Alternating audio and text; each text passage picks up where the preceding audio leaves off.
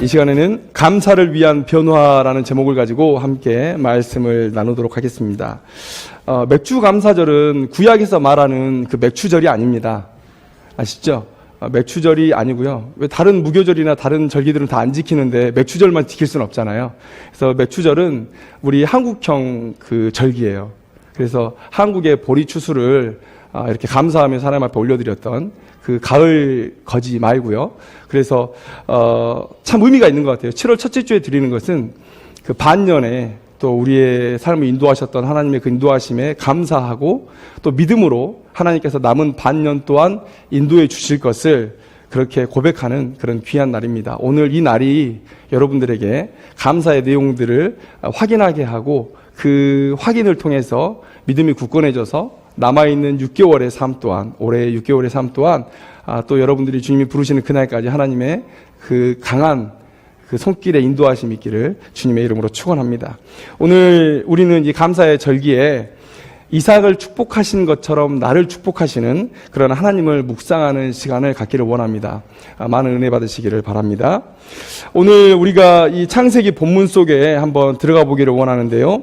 자, 아브라함이 이제 그랄 땅에서 축복받았던 이야기를 오늘 우리가 읽었습니다. 아브라함이 살았을 때 이 아브라함과 함께 동행하던 이삭이었죠. 그런데 이제 아브라함은 죽었습니다. 이제 이삭이 자기의 가정을 이끌어야 하는 때가 이르렀죠. 근데 오늘 26장 1절을 보니까 큰 흉년을 맞았다라고 얘기하고 있습니다.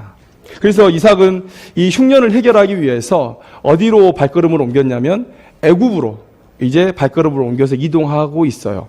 그런데 이제 이 유대 땅에서 그 애굽 땅으로 가려면 가장 좋은 길이 그 해안도로의 길이에요. 해안도로. 그래서 지중해 이 동남쪽으로 쫙 이렇게 가로지르는 그 해안도로를 타고 애굽에 들어가면 가장 안전하고 또 편한 길이 됩니다. 그래서 광야길로 바로 내려가지 않고 이 서쪽으로 이동을 해서 이 블레셋 지경으로 우선 들어가요. 그러니까 거기가 목적지가 아니고 이제 거기서 쭉 해안도로를 타고 애굽으로 내려가려고 했던 것을 우리는 알 수 있죠. 그런데 그 그랄 땅, 그 블레셋 땅에서 하나님의 음성이 들립니다.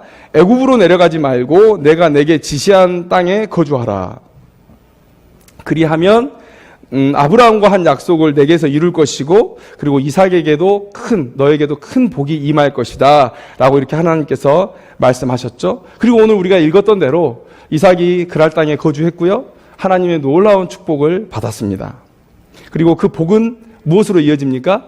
하나님에 대한 감사로 당연히 이어지겠죠. 오늘 이 맥주 감사절을 맞아서 오늘 이 본문을 통해서 우리가 하나님께 감사하기 위해서 내가 변해야 될 것이 무엇인가를 한번 생각해보는 그런 귀한 시간 되었으면 좋겠습니다. 오늘 이 본문 속에서 하나님께서 우리에게 변했으면 한다라는 것들이 세 가지가 있는데 그 중에 첫 번째는 뭡니까? 바로 시련에 대한 생각을 바꾸라는 거예요. 시련에 대한 생각을 바꾸면 감사할 수 있다라고 하나님께서 오늘 우리에게 말씀해 주십니다. 여러분, 감사를 막는 가장 큰 장애물이 뭡니까? 감사를 막는 가장 큰 장애물은 바로 우리 앞에 놓여있는 시련들일 거예요. 시련들. 시련 앞에서 어떻게 감사할 수 있습니까? 지금 어려움을 겪고 있는데 불평, 걱정, 기껏해야 하나님 앞에 부르짖는 것 외에 할 수 있는 게 아무것도 없는데 그런데 감사가 나올 수 있습니까? 그런데 나올 수 있습니다. 하나님은 분명히 나올 수 있다고 우리에게 말씀해 주고 계시는 것이죠. 자, 오늘 그 말씀 속으로 한번 들어가 보기를 원하는데요. 자, 이삭의 때에 두 번째 흉년이 임했다고 말씀하고 있어요. 이삭의 때에 두 번째 흉년이 임했는데, 자, 첫 번째 흉년이 언제입니까? 바로 아브라함의 때에 첫 번째 흉년이 임했다는 거예요. 여러분, 이 땅에 이 아브라함과 이삭이 기억하는 두 번의 흉년이 있었는데 그게 자기 아버지 때, 아브라함 때 한 번이요, 두 번째 이삭의 때에 한 번이라는 거예요. 그 두 번이 있었다는 거예요. 이삭이 살면서 경험했던 흉년이라고는. 자, 아브라함에게 흉년은 어떤 시간이었습니까? 물론 시련의 시간이었지만 그러나 믿음의 시험의 시간이었고 그 아브라함의 믿음을 한 단계 도약시키는 마치 점핑보드와 같은 그런 시대를 보냈다는 것을 우리가 부인할 수 없죠. 흉년을 통해서 애굽으로 내려갔어요. 그런데 그때 아브라함은 어떤 사람이었습니까? 자기 가정 하나 지키지 못해요. 자기가 사랑하는 아내조차 지킬 수 없었던 그런 연약한 사람이었을 뿐입니다. 그런데 하나님께서 함께 하셔서 강대국 애굽에서 자기의 아내를 지킬 수 있었고, 그리고 엄청난 부를 이끌고 그 땅을 나올 수 있었어요. 아브라함이 할 수 있었습니까? 아니요, 못했어요. 하나님께서 함께 하셔서 그 땅에서 올라온 거예요. 그래서 아브라함의 삶, 애굽에서 올라온 이후에 아브라함이 어떻게 행동했냐면 베델과 아이 사이 처음 장막 쳤던 곳으로 올라왔다고 얘기하고 있어요. 근데 왜 그리로 찾아옵니까? 그냥 아무데나 땅 넓은 곳에서 자기의 재산을 부릴 수 있는 곳에 머무르면 되는데 왜 굳이 이 자리를 찾아옵니까? 그곳에 자신이 쌓았던 제단이 있었기 때문에 그래요. 그러면 그곳에 왜 왔습니까? 하나님 앞에 애굽에서의 지내왔던 그 모든 그 순간순간들을 감사하기 위해서, 감사의 제사를 드리기 위해서 지금 아브라함이 그 베델과 아이 사이 처음 장막 쳤던 곳, 그리고 제단을 쌓았던 곳으로 돌아오고 있다는 거예요. 그곳에서 이 아브라함이 여호와의 이름을 불렀어요. 자, 아브라함도 알고 있습니다. 아브라함도 알고 있어요.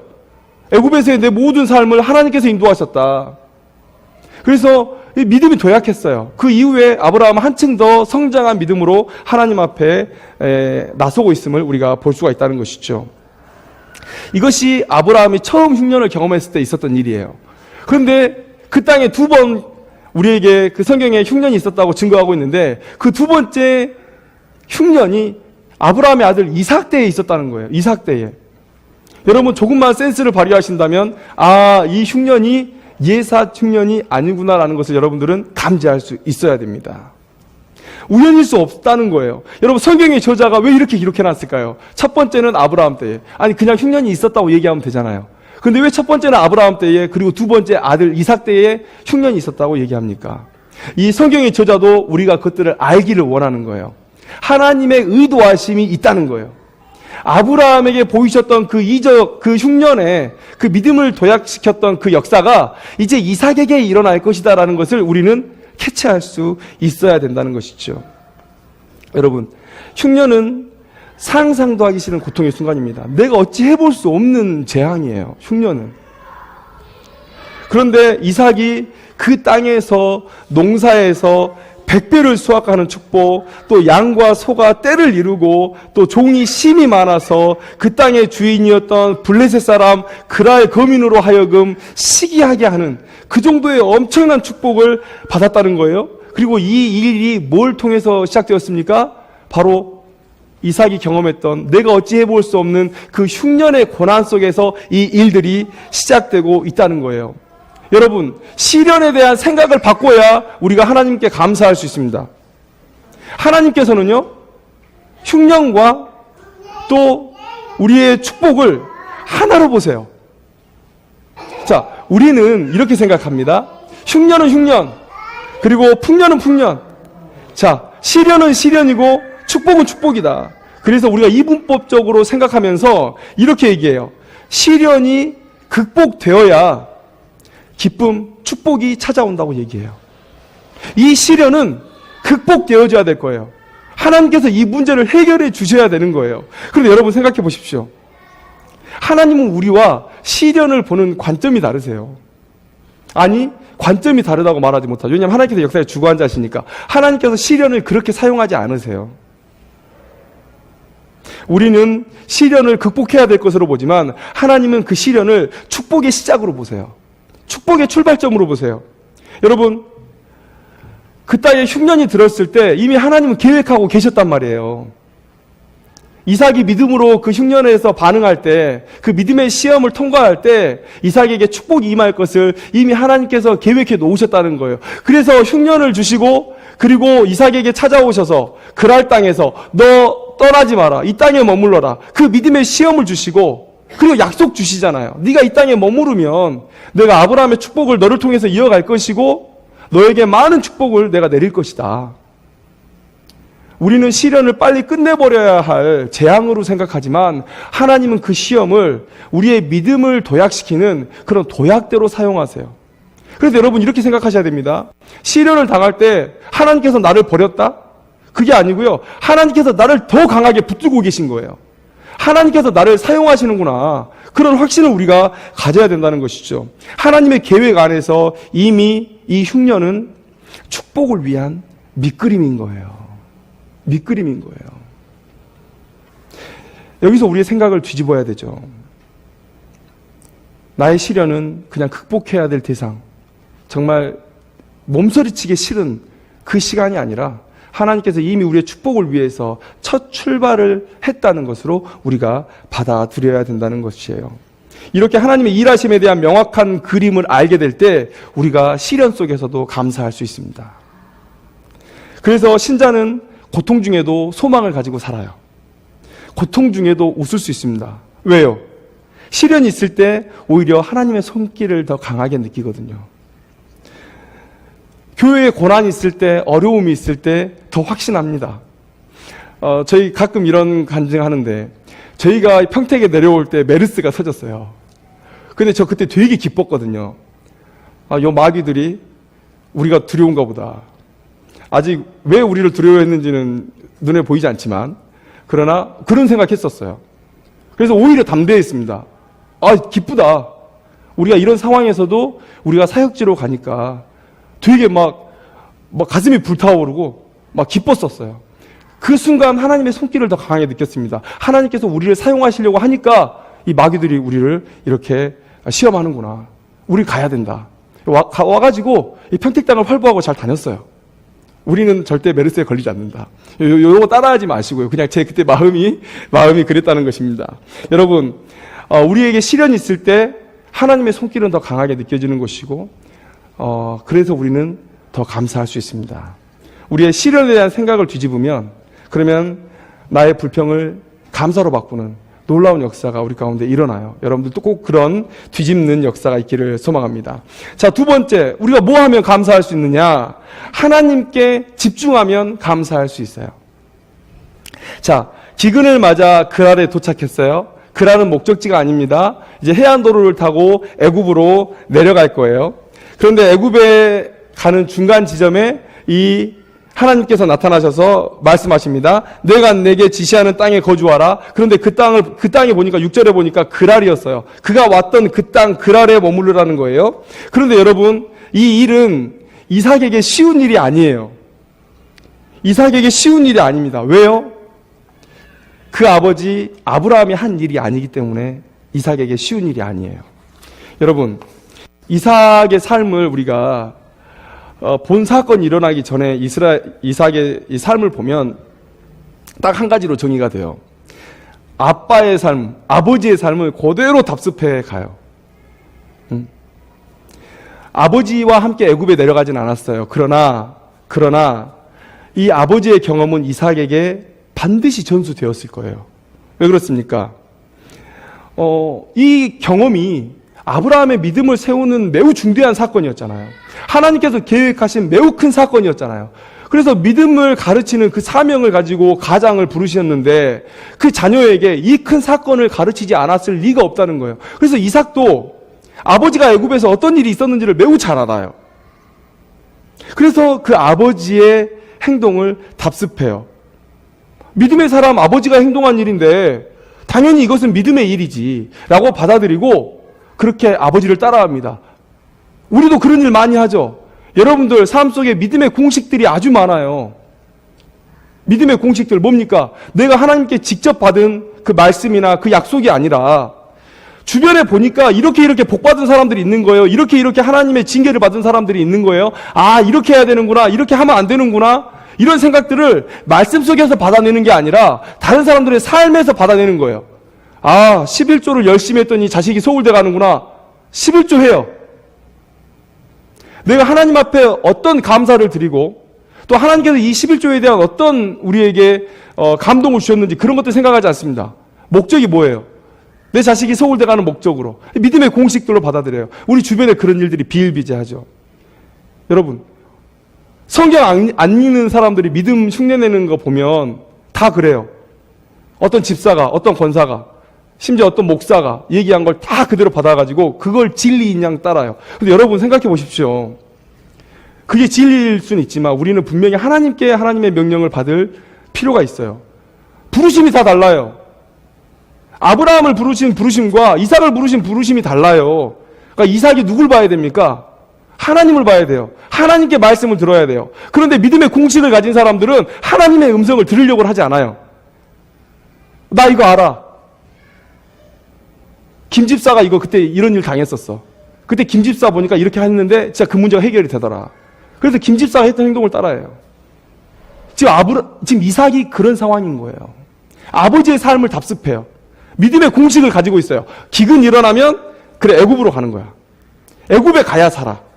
아버지를 기억하는 사람도 있을 것이고, 그리고 애굽은 그 풍요로운 그 나일강 삼각주가 있기 때문에 양식이 있으면 거기 있지 다른 데 있지 않아. 그래서 그냥 애굽으로 가요. 조건반사 파블로프의 개.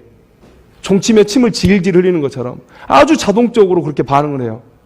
이삭 26장 1절을 보면 기근이 왔을 때 이삭이 고민한 흔적이 없어요. 하나님께 묻는 그 모습이 전혀 나타나지 않아요. 기근 오니까 그냥 짐 싸서 해안도로 타고 애굽으로 갈 계획을 하고 출발하는 거예요. 하나님께서 그걸 막으셔요. 자, 몇 가지 얘기해 볼까요? 왜 우리가 이 얘기를 하냐면, 왜 이삭이 아버지만 흉내내냐면, 자, 우리가 방금 얘기했잖아요. 기근을 만나면 애굽으로 내려가요. 자, 또 아내를 뺏길 수 있는 위기 속에서 아버지가 어떻게 했습니까? 아내를 누이라고 속였어요. 똑같이 행동해요. 그리고 우물을 파내려 갈 때 어디부터 다닙니까? 아버지가 팠던 우물을 또 똑같이 따라다니면서 파고 다녀요. 여러분, 이삭은 아브라함을 따라해요. 근데 하나님께서 여기서 제동을 걸어요. 하나님께서 여기서 제동을 겁니다. 왜요? 아브라함을 추억하지 말고 나를 보라는 거예요. 내가 너를 위한 특별한 계획이 있다. 너 내게 집중하라는 거예요. 그래야 너 복 받는다. 네 멋대로 네가 가진 그 공식 가지고 여기저기 헤매고 다니지 말라는 거예요. 하나님을 볼 때, 하나님께 집중할 때 지금 이삭이 누렸던 이 복이 오는 거예요. 내 멋대로 신앙하면 복 안 옵니다. 자, 얼핏 보면 아브라함의 형통만 보이잖아요. 그리고 우리가 자주 하는 실수처럼 그 아브라함의 지혜, 아브라함의 그 헌신만 보여요. 그런데 여러분, 우리가 조금 더 나은 영적인 안목을 가지고, 밝은 안목을 가지고 이 말씀을 읽어보면 그 복의 출처가 어디입니까? 하나님이에요. 그 복이 주어진 이유가 무엇입니까? 아브라함이 하나님께 순종했기 때문에 주신 거예요. 그걸 지금 5절에서 인정하고 있잖아요. 하나님께서 아브라함이 왜 복받았는지를 말씀하시잖아요. 5절 보겠습니다. 이는 아브라함이 내 말을 순종하고 내 명령과 내 계명과 내 율례와 내 법도를 지켰습니다 하시니라. 아브라함이 왜 복받았다고요? 하나님께 집중해서 하나님의 말씀을 듣고 자기가 직접 듣고 그 말씀대로 순종했기 때문에 복을 받았다는 거예요. 그러니까 아브라함의 삶을 그대로 답습하는 게 옳지 않다고 지금 이삭에게 얘기해 주시는 거예요. 넌 내게 집중해라. 그래서 지금 이삭이 가지고 있는 계획을 막으시죠. 너 여기서 멈춰. 너 애굽으로 갈 계획을 나를 보고 멈출 수 있겠니? 지금 이게 이삭에게 주신 시험인 거예요. 너 멈출 수 있겠니? 그동안 살아왔던 이삭의 삶은 아버지의 삶을 쫓아가야 돼요. 아버지가 정답이었어요. 그런데 이삭에게는 큰 도전이죠. 그런데 6절 말씀을 보니까 어떻습니까? 아주 쉽게 그 자리에 머물렀어요. 이삭이 그랄에 거주하였더니 라고 말씀하고 있습니다. 여러분,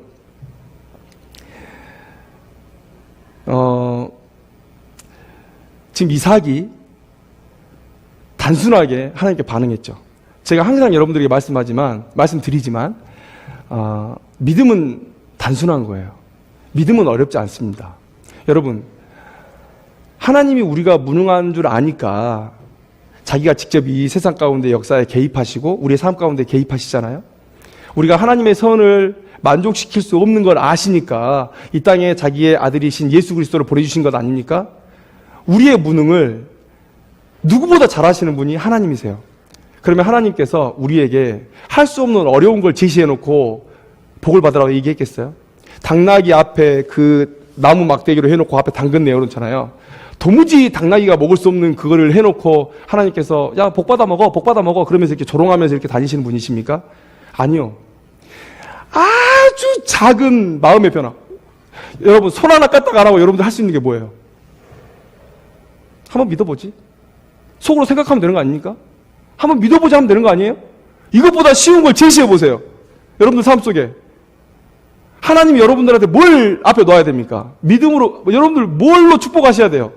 믿음보다 더 쉬운 일이 뭐가 있습니까? 그냥 마음 한번 바꿔먹으면 돼요. 아, 그동안 안 됐는데, 한번 믿어보지 뭐. 이러면 되는 거 아니에요?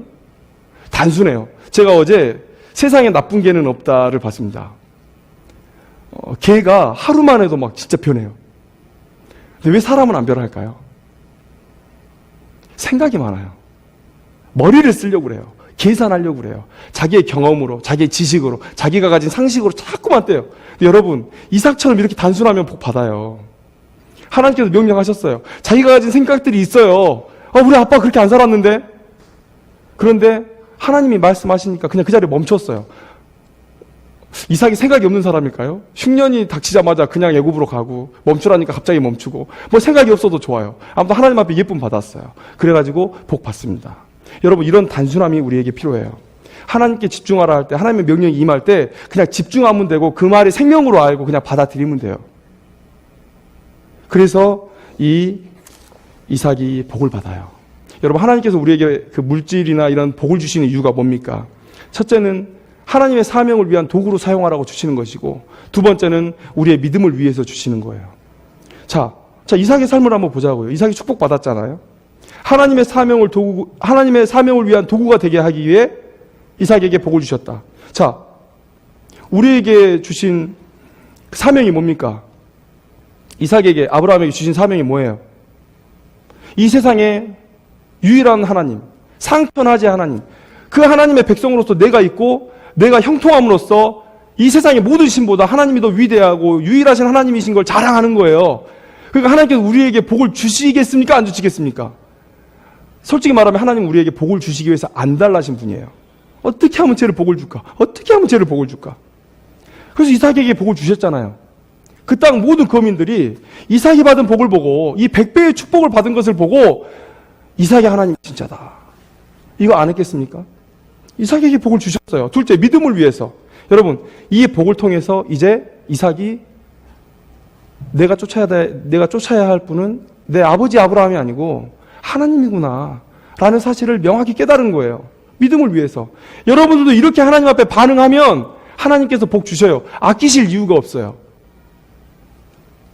감사할 제목이 없습니까? 내 생에 잘 되는 일이 하나도 없습니까? 여러분, 내 삶을 돌아보세요. 내가 지금 누구에게 집중하고 있고 또 내가 무엇을 위해 사는지를 한번 돌아보세요. 여러분들이 만약에 그것들을 제대로 보고 성령 하나님께서 여러분들에게 지혜를 주셔서 여러분들의 삶을 제대로 볼 수 있고 그것들을 다시금 방향을 돌려서 하나님께 우리의 방향을 맞출 수 있다면 여러분에게도 이 이삭과 같이 놀라운 축복이 차고 넘칠 것입니다.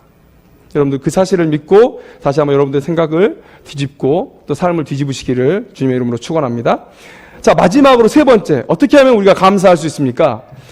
복에 대한 생각을 바꾸면 우리가 감사할 수 있어요. 복에 대한 생각을 바꾸면. 자, 오늘 본문에서 이삭이 그랄 땅에 멈춰섰어요. 그리고 하나님께 받은 복이 뭡니까? 이삭이 그랄 땅에서 멈춰서 하나님께 받은 복이 뭐예요? 아마 마지막에 읽었던 부분을 우리가 염두에 두실 거예요. 그가 농사를 지어 100배의 수확을 얻었고 양과 소가 때를 이루고 종이 심이 많은 거부가 됐다라는 것이죠. 너무나 부러운 축복이죠. 그렇지 않습니까? 그런데 여러분, 이것이 이삭이 누렸던 축복의 클라이막스다, 절정이다라고 생각하면 여러분들 한 걸음도 못 된 거예요. 하나님이 이 이삭에게 준 축복에 대해서 1%도 이해하지 못한 겁니다. 오늘 이 본문 속에 다른 축복들이 나타나요. 자, 첫 번째는 뭡니까? 하나님의 보호하심이에요. 하나님의 보호하심. 하나님은 블레셋 땅에서 이 이삭을 보호하셨어요. 그리고 그의 아내 리브가도 보호하셨습니다. 여러분, 한 8절 한번 볼까요? 8절. 이삭이 잠깐 산 게 아니에요. 이삭이 거기 오래 거주하였더니. 성경의 말씀 속에 여러분, 이 거시적인 관점에서 성경을 볼 필요도 있겠지만 미시적인 관점에서 여러분들 볼 필요 있어요. 이 오래라는 단어에 우리가 한번 집중해 보십시오. 왜 이 단어를 모세가 기록했을까요? 오랜 시간 충분히 이 이삭이 두려워했던 그 두려움이 현실로 나타날 수 있을 만큼의 시간이었는데, 그런데 안 나타난 거예요. 그리고 오히려 아비멜렉이 창을 통해서 이 이삭과 리브가의 동침 장면을 보고 이삭을 적극적으로 보호해 주죠. 오래 머물렀는데 이삭이 두려워한 일이 일어나지 않았어요. 내가 아내를 빼앗기는 일이 일어나지 않았어요. 내가 아내를 빼앗기고 내가 죽임을 당하고 내 모든 가산을 빼앗기는 일이 일어나지 않았다는 거예요, 여러분. 그리고 여러분, 이 이후에, 우리가 읽었던 본문 이후에 나오죠. 하나님께서 크게 복을 주셔서 이삭이 지금 이 그랄 거민들로 하여금 식인하게 했어요. 그래서 그 땅에서 쫓겨나 있습니다. 그런데 이 이삭이 옮기는 곳마다 여러분, 하나님께서 물을 주셨어요. 여러분, 물을 얻기 쉬운 곳이었다면 그랄 거민들이 이 이삭의 우물을 막는 일을 하지 않았겠죠. 그들이 생각할 때 이 이삭을 향한 최고의 공격이라고 생각했으니까 그 우물을 막은 거였습니다. 물을 얻기가 쉽지 않아요. 그런데 이삭은 너무도 쉽게 옮겨가는 곳마다 물을 얻고 있어요. 하나님의 놀라운 보호하심이 지금 이삭을 따라가고 있다는 거예요. 이게 이삭이 받은 진짜 복이죠. 그 다음에 첫 번째가 이런 물질적인 축복이었어요. 100배의 축복을 받고 소나 양의 복을 받고 또 종이 많은 거부가 되고. 자, 근데 두 번째가 뭐라고 그랬습니까? 하나님의 보호하심이라고 얘기했어요. 이제 세 번째 얘기할게요. 저는 개인적으로 이 축복이 가장 큰 축복이라고 생각해요. 뭡니까? 바로 이삭이 아브라함에게 주신 이 하나님의 이 언약을 잇는 축복의 통로로 쓰임받는 그런 축복이에요, 여러분. 3절, 4절을 우리가 보시면 하나님께서 아브라함에게 주신 축복을 지금 이삭에게 고스란히 이어가고 계심을 볼 수 있죠. 이 땅에 거류하면 내가 너와 함께 있어 내게 복을 주고 내가 이 모든 땅을 너와 내 자손에게 주리라. 내가 내 아버지 아브라함에게 맹세한 것을 이루어 내 자손을 하늘의 별과 같이 번성하게 하며 이 모든 땅을 내 자손에게 주리니 내 자손으로 말미암아 천하 만민이 복을 받으리라. 지금 아브라함에게 주셨던 이 축복을 이 이삭에게 주시고, 그리고 아브라함의 사명을 지금 이 이삭에게 동일하게 전가하고 있음을 오늘 볼 수가 있다는 것이죠. 여러분, 하나님께 사용되어진다. 여러분, 이 감격을 우리가 뭐에 비교할 수가 있을까요? 이 감격을 무엇에 비유할 수가 있을까요?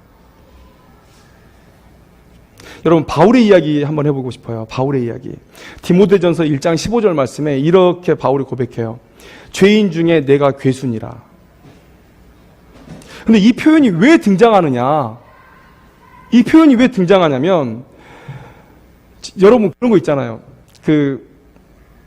왕 앞에 나가가지고 우리가 성은을 입었을 때, 그때 한없이 자신을 낮추죠. 성은이 망극하옵니다 그러면서 나같이 이 벌레맛도 못한 하인을, 종을, 이 죄인을 왕께서 굽어 살피셔서 이렇게 은혜를 주시셨다. 여러분, 이런 상황인 거예요. 내가 죄인 중에 괴수라고 끝없이 자기를 낮춘 이유가 뭡니까? 그만큼 이 사도 바울 안에 감격이 지금 넘쳐나고 있는 거예요. 근데 그 감격이 왜 사도 바울의 마음속에 생긴 것이냐? 그게 디모데전서 1장 12절 13절에 나와요. 내가 전에는 비방자요 박해자요 폭행자였으나 도리어 긍휼을 입었다. 그리스도 예수 우리 주께 내가 감사함은 나를 충성되이 여겨 내게 직분을 맡기사 나를 능하게 하셨다. 이게 바울이 지금 엄청난 감격 속에서 이 몸둘 바를 몰라서, 이 은혜를 몸둘 바를 몰라서 하나님 앞에 바짝 엎드리는 거예요. 내가 죄인 중에 괴수였는데 하나님께서 내게 이런 은혜를 베푸셨다는 거예요. 여러분, 이 감격이 사도 바울의 삶을 이끌어갔어요. 바울이 수고를 넘치도록 하고 옥에 갇히고 매도 수없이 맞고 여러 번 죽을 뻔하고 돌로 맞고 3번 파선하고 일주야를 깊은 바다에서 지내고 강의 위험과 강도의 위험과 동족의 위험과 이방인의 위험과 시내의 위험과 광야의 위험과 바다의 위험과 거짓 형제 중의 위험을 당하고 또 수고하며 애쓰고 여러 번 자지 못하고 줄이며 목마르고 여러 번 굶고 춥고 헐벗는 이 길을 가게 한 그 동력이 바로 하나님께서 나를 택하셨다는 그 감격이에요. 여러분, 이삭이 진짜 받은 축복이 뭡니까? 이스마엘이 아니라 하나님께서 이삭을 택하셔서 이 아브라함의 사명을 잊게 하는 거예요. 하나님이 이 인류를 축복하실 그 통로의 맨 위에서 이 이삭이 쓰임 받고 있다는 것 아닙니까? 이게 이삭에게 가장 큰 축복이죠. 여러분, 이삭에게 물어요. 당신이 받은 이 100배의 축복, 소와 양의 축복, 또 종이 많은 이 거부가 된 이 축복과 이 아브라함의 축복이 당신에게 이어져 오고 있는 이 축복을 축복 둘 중에 택하라고 한다면 여러분 당신은 뭘 택하겠습니까? 라고 묻는다면 이삭은 뭘 택했을까요? 매우 쉽죠. 여러분, 야곱의 때에 그 답이 나오잖아요. 야곱이 장자권을 왜 사모합니까? 왜요? 2배 축복받으려고요? 장자는 2배 복이 있으니까 2배 축복받으려고요? 아니요. 그 약속의 본질은 이 하나님의 축복의 통로가 되느냐 마느냐예요. 야곱이 그것 때문에 라반의 집에서 20년 고생한 거 아닙니까? 목숨 걸고 쫓겨간 거 아닙니까? 돌아올 수 있어요. 형, 저 이거 다시 돌려줄게요. 저 좀 살려주세요. 형, 나 라반의 집에서 고생해서 못 살겠어요. 저 이거 다시 드릴 테니까 저 아버지 집에서 저도 재산 좀 나눠가지고 저도 한 가정을 이루고 살게 해주세요. 할 수 있잖아요. 근데 왜 거기서 20년 동안을 그러고 삽니까? 바보같이? 장자권이요, 장자권. 그게 가장 큰 축복이에요. 여러분, 왜 우리가 이 인생에서 불평합니까? 왜요? 돈이 없어서요? 내 자녀가 우리가 생각하는 만큼 자라주지 못해서요? 여러분, 그러나 우리는 2번째, 3번째 축복이 우리 가운데 변함없이 계속 주어지고 있기 때문에 불평할 수가 없는 인생이에요. 하나님의 보호하심이 우리와 함께 합니다. 그리고 하나님께서 우리를 사명자로 부르셨어요. 이건 불변의 진리예요. 여러분들 마음 가운데 구원의 확신이 있다면 이건 불변의 진리예요. 그래서 우리가 어느 상황에서든지 감사할 수 있는 거예요. 여러분, 생각이 뒤집히면 여러분들 감사할 수 있습니다. 생각 뒤집는 것 어렵지 않습니다. 단순하게 생각하세요.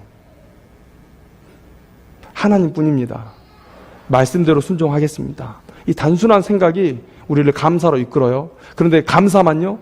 여러분, 아까 말씀드렸잖아요. 하나님께서 물질 왜 주신다고요? 우리에게 복 왜 주신다고요? 하나님의 사명자들에게 왜 그걸 아끼십니까? 하나님께서 왜요? 복 주려고 안 달라신 분인데.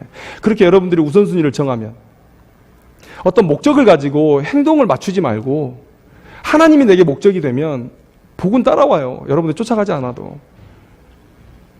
그런 거 많이 경험하거든요. 이 개척교회를 하다 보니까 그런 것들이 매우 강력하게 다가와요. 그게 너무 감사해요, 사실은. 네. 여러분들의 삶에도 하나님께서 반드시 그런 축복을 주십니다. 감사로 넘치게 하실 겁니다. 생각을 뒤집으세요. 충분히 감사할 수 있습니다. 말씀을 맺겠습니다. 맥주 감사절을 맞아서 감사라는 주제로 우리가 말씀을 좀 나눴습니다. 어떻게 하면 감사할 수 있을까요? 시련에 대한 생각을 바꾸면 감사할 수 있습니다. 시련은 축복의 시작이에요.